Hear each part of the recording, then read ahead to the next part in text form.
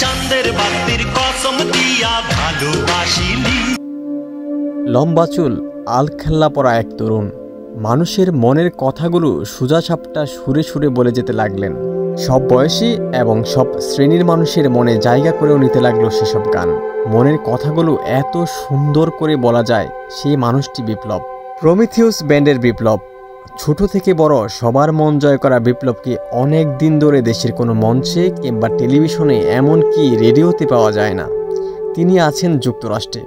সেখানে কি করছেন, আছেন কেমন? বছরের পর বছর ব্যান্ড প্রমিথিউসকে স্টেজ শো এবং টেলিভিশনের কোনো অনুষ্ঠানে দেখা যায়নি। কোথাও নেই বিপ্লব।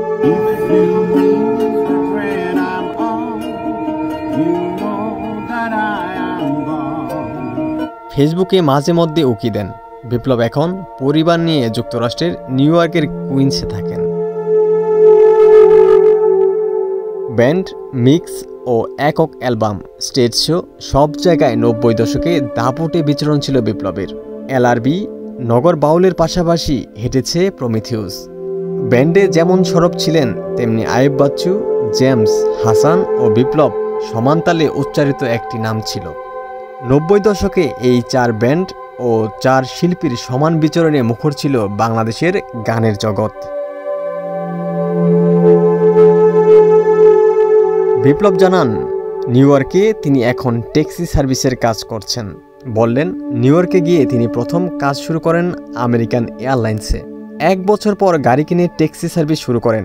দেশের রক গানের জনপ্রিয় এই শিল্পী যুক্তরাষ্ট্রে ট্যাক্সি চালান। ভক্ত ও শুভাকাঙ্ক্ষীরা শুনলেই হয়তো চমকে যেতে পারেন। তবে বিপ্লব এতে মোটেও বিচলিত কিংবা বিব্রত নন। তিনি যা তাই সবার সামনে থাকতে চান।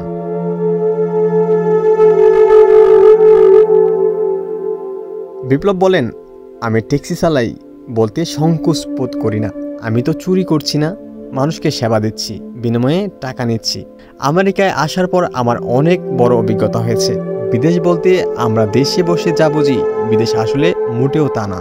আমেরিকার লাইফ আমাকে অনেক কিছু শিখিয়েছে, অভিজ্ঞতা অর্জন করেছি যা আমার পরবর্তী জীবনে কাজে দেবে। দেশে বিপ্লব তো ভালোই ছিলেন, কেন আপনাকে দেশের বাইরে যেতে হলো? ঘুরিয়ে পেঁচিয়ে কথা না বলে বিপ্লব সরাসরি বললেন, সৃষ্টিকর্তা জীবনে এই সময়টা এখানেই লিখে রেখেছিলেন, তাই আসতে হয়েছে। যে বিপ্লব স্টেজ শো নিয়ে ব্যস্ত থাকতেন, তাকে এখন ট্যাক্সিতে করে লোকজনকে এক জায়গা থেকে অন্য জায়গায় দিয়ে আসতে হয়। এ নিয়ে অবচেতন মনে কিছু উকি দেয়? এমন প্রশ্নে বিপ্লব বলেন, আমি যে লাইফস্টাইল লিড করতাম, সেখান থেকে বেরিয়ে এসে এখন যে লাইফ লিড করছি, মানুষ হিসেবে এটাই বড় যোগ্যতা।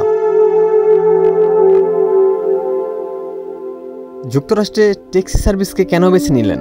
অন্য কোনো কিছু করার সুযোগ কি ছিল না? এমন প্রশ্নে বিপ্লব বলেন, আমি স্বাধীন মতো কাজ করছি, খবরদারি করার কেউ নেই।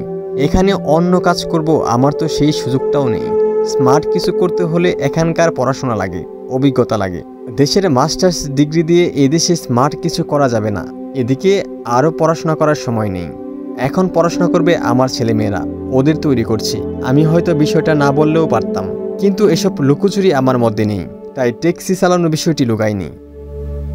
ওমর ফারুক, ঢাকা প্রকাশ।